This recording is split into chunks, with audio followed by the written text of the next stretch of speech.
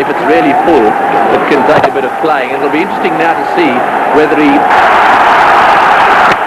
Oh, fantastic delivery! Ball!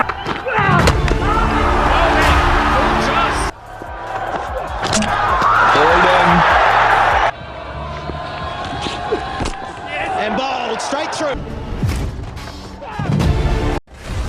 Who is he? دنیا بھر میں پاکستان کا نام روشن کرنے والے عظیم کرکٹر اور دنیا کے تیز ترین بولر شعیب اختر المعروف راولپنڈی ایکسپریس کی زندگی اور دنیا کرکٹ میں ان کی بے مثال جدوجہد پر مبنی اردو فلم راولپنڈی ایکسپریس کا ٹریلر جاری کر دیا گیا۔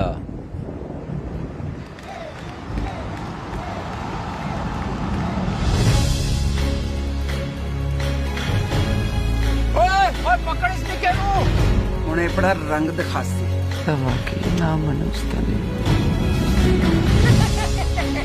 एक दिन ना ऐसी छाती पे लिखा होगा पाकिस्तान शेपी, यहाँ लिखा होगा अख्तर।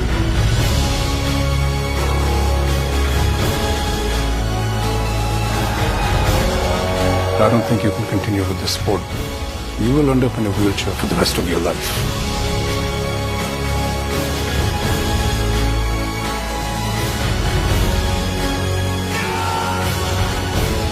अब मैं तुझे अपनी औकात दिखाऊंगा।